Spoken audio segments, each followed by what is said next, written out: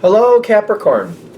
Thank you very much for tuning into this week's read. For the main part of the read, I'm using Tarot in Wonderland by Barbara Moore, illustrated by Eugene Smith. Website at the bottom is llewellyn.com. Feel free to freeze frame and check that out if you would like to. Supportive Oracle cards, Queen of the Moon Oracle by Stacy DeMarco. Website here on the back is rockpoolpublishing.com.au. A is an apple, U is an umbrella. Are we good? I think we're good. Okay. What do we have for Capricorn?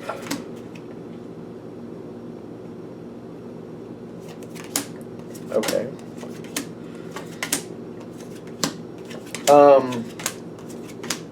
Let me put the cards down because I don't know about that.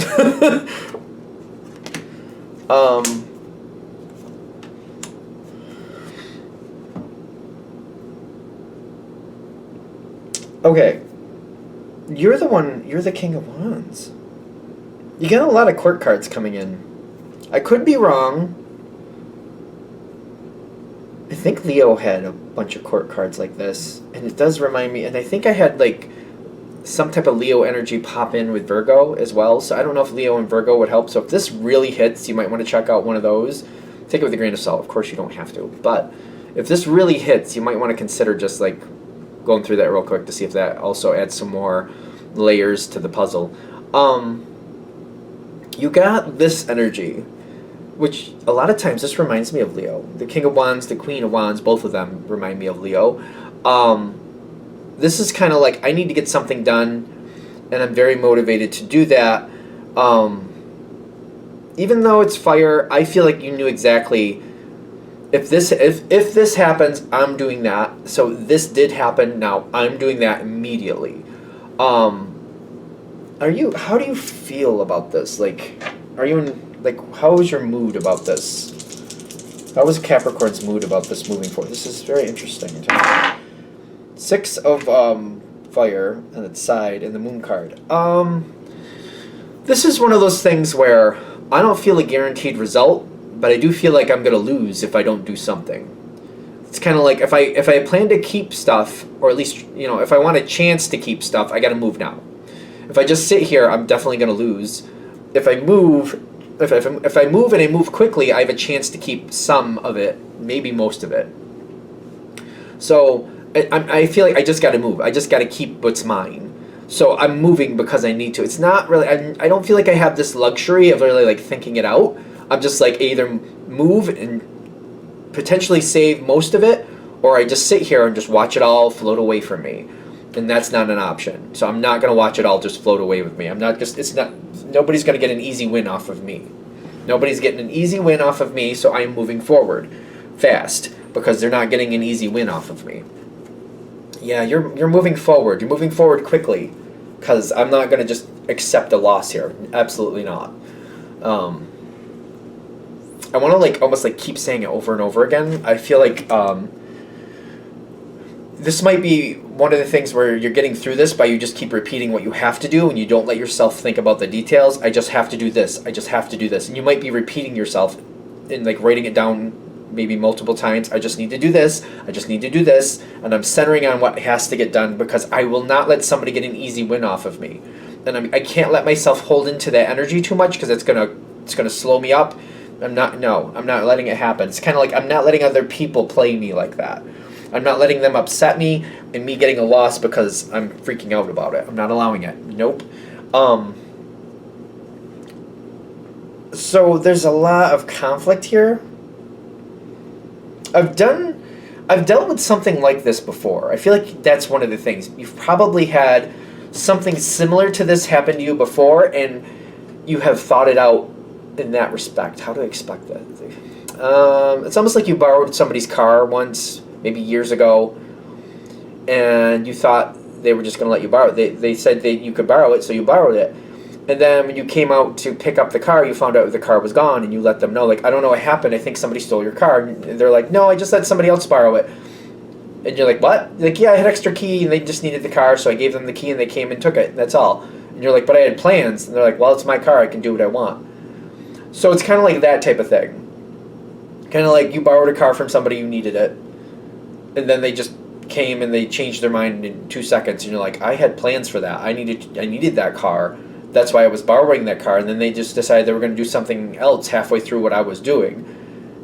And when it happened last time, it made you very upset, but you're like, all right, I know this is how this works. So I remembered that, and I told myself, if such thing happens again, I need to make sure that I can do this or I can do that, and I can make this work out to my advantage in case somebody pulls a left turn on me unexpectedly. Because I see healing in the past, kind of like, all right, I dealt with it, I thought about it, I went through it, but I also self-audited, like, how can I put myself in a more empowered place that if somebody pulls one of these left turns on me, I'm not just sitting there waiting for them to, waiting for somebody else to help me last minute. I already have a plan to, like, okay, if that happens, then I do this. If this happens, then I do that.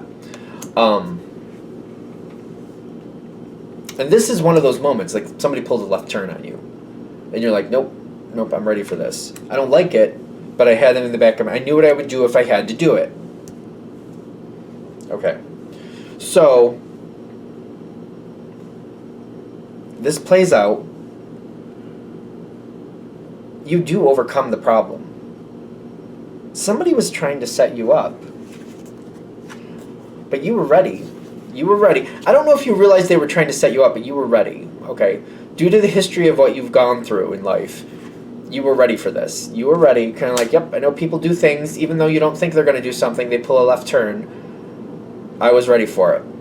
I feel like this happens a lot to Capricorn at work, because we're just stuck working with certain people, whether we like them or not. We're like, yeah, they kind of suck, but I got to make a paycheck, and I don't have any control about working with this one. So, I don't know why I'm going there, but I feel like that happens to a lot of us. We end up working with people we don't like at all, but we smile and nod and we make it nice, and we're just like, as soon as you get away from me, that's the best part of the day. Like, it's one of those people. One of those people. Not to be negative, but I guess it is. So there it is. Or maybe it's just truthful. Somebody was trying to cause an issue. For why, for how, whatever. They were trying to. Some people just do it because they're bored, let's be honest. That's how petty some people are. They're just bored, they want something to get going, so they create an issue purposely just to create drama. There are people, maybe more than not, that do that just because they're bored. But for whatever reason, it doesn't matter why they did it, because you're overcoming it, and you already see them for who they are, so their problems are literally their problems. Like, who cares? Whatever their motivation is, it doesn't validate what they did. So, you already don't like them, so it's not like you're going to be more on guard. You already knew to be on guard with this person, so it's just you had to work. I feel like you got stuck working in something. That's kind of how you got kind of stuck, kind of like, I got to make the best of it, so I did what I did. They do one of these left turn things. You overcome it, but something else is coming out of this. Okay, so how is this transitioning? Because like you do overcome it, but they seem to. No, they are still trying to do it again. I don't know what their issue is, or I don't know if you're this person's favorite target, or like they're afraid of other people, or I don't know. There's a reason they're coming at you again. You overcome this one, but they're immediately planning the next move. This person, whoever this is, might be quite messed up. Just keep that in mind. Motivated for the wrong reason. So something it's holding. It's kind of like, oh, I failed with that, but that's okay. I'll get Capricorn another way. Not that you should fear that. I feel like, but they're trying to stay. Okay. You can't get away from. Their release is upside down. I don't want to work with this person again, but I can't get away from them. For some reason, you're still stuck with them. Discernment is kind of like, you already know what to think of this person. But it's like, you don't have to figure it out. Like, discernment, to me, would be more like an on guard. I'm getting you already know what to think. So I'm just going to go with that, what I'm feeling for that card. Release upside down is like, you can't get away from them. Was it the Five of Cups? They didn't get what they want. No, it's the Eight of Cups, isn't it? Eight of Cups also came in upside down. Eight of Cups is usually moving on to something better. I can't get away from it. I'm not getting away from it. You already know what to think about it. And the thing is, then you got there's the Five of Cups, which has a really beautiful color on it. I feel like I'm trying to maneuver away from this person, but I'm like, I can't. So like, all right, I'm stuck. It's coming around again. What does Capricorn need to do with this? There's another person involved.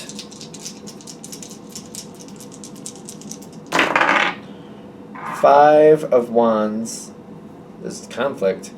And then the Wheel of Fortune upside down is kind of like, there's somebody else involved here that I'm going to have to... Why are we stuck dealing with this person?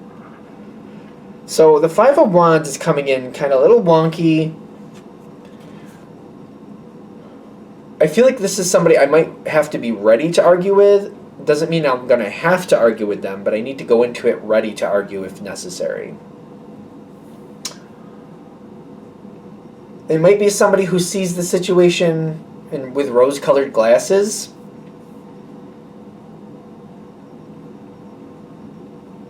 It reminds me of a very good person I once knew.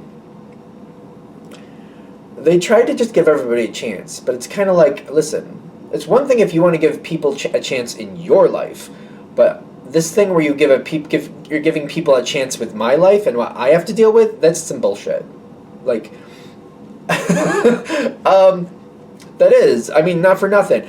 If you decide you're going to give somebody a chance, that's one thing. But if somebody else is trying to like influence it and say like, no, you need to give this person the 50th chance, like, no, that's some bullshit. That's some bullshit. And I feel like this is a really good person that needs to realize that this connection is not working. And it's not your job to make it work. And if they want to try to like smooth it over and make it look better than it actually is, maybe they need to work with this person. You need to go into this ready to argue. I'm not saying you're going to have to, but you need to be ready to just in case. Because it's time, and it's like, keep it in your mind what needs to happen here. Capricorn is really good at holding their ground. I have a few relatives. And if there's one thing I know about Capricorn, holding your ground seems to be your strongest suit. Like, if you need to hold your ground, you will hold your ground. Even though Taurus is like the leader of Earth, I swear, to me it seems like Capricorn holds it stronger. Like, y'all just don't let go. You just will not let go. If you don't want to go, you ain't going to go. Maybe Taurus can do the same, but I've noticed it with Capricorn because you're not going to play nice about it. You're going to like, I'm holding my ground, and you're going to let people know I'm not letting go, and I'll make it worse for you if you try to make it worse for me, so don't even start. Like, you're kind of tell people that is how I've noticed it. Your last two cards are the Empress and the lack of faith. Kind of like, listen, this isn't working for me. This isn't working for me. I'm not here to babysit this person who has mental issues. Not to be rude, but maybe they do. Maybe they don't. Sometimes people are just rotten, and I consider that a mental issue. I do. I don't know. And it's not your job to fix that. But I feel like it's also kind of like, what do I need to do? Like, I feel like I'm almost talking to this person who has the rose-colored glasses. Like, I'm showing you what's been going on. I've put it all in line to tell you. If I need to, what I'm going to do is I'm going to document every little thing this person does, because you think it's every little thing. It's kind of like they're trying to like say it's just little things. When you realize in 1 week there's 50 little things, those things are very traumatic over time. And this, when you put somebody in a state and living in that state where they're just constantly messing with you, it may seem like little things just because they get called out here and there for little things. Those little things add up. 50 little things adds up to 10 big things, in my opinion. So I feel like I'm going to have this argument with this person. You don't have to argue with them, but I feel like it's likely. It may be subjective. You may view it as an argument. Maybe they don't, or vice versa. I feel like I have to let this be known that like I don't trust this person, I don't believe in this person, and I don't want to babysit this person. They're not just like a little absent-minded. They're just, I don't like them, and I didn't get hired to be a babysitter, because I feel like a lot of you, this is going to be a work-related thing. So it's like, I didn't get hired to be a babysitter, and I'm not going to do that job for you. And I feel like I'm going to also, if it's a job thing, if it is, it doesn't have to be, I'm going to let whoever it is, this rose-colored glasses person know, I'm not cleaning up after this person anymore. In fact, I'm going to let you know that it's your job, their job, this other person's job to monitor that. I'm not doing it anymore. So if that person screws things up, I'm not cleaning it up. I'm not doing the overtime to clean it up. That's going to be on you to clean that up. I'm just going to let it fail because I'm not going to be the cleanup crew for them anymore. I'm getting a really strong energy with that. That might be where you make your point. Like, I'm not going to watch what they do. If they screw it up, that's on you. You go fix it. I'm not fixing it. I'm not even going to watch. I'm not going to look. If they screw it up, that's on them. I'm disconnecting from them. I'm not going to help them with their stuff. They screw it up all the time. You seem to be okay with that. That's your problem. You fix it. You do that job. I'm not going to do that anymore. Because I feel like that's where you're making your point. Like, I'm not looking out for these people anymore. Because it's just draining me. And I feel like that's not my responsibility and never should have been. That seems to be very contradictory, but also very powerful. Because if you say it, you're going to mean it.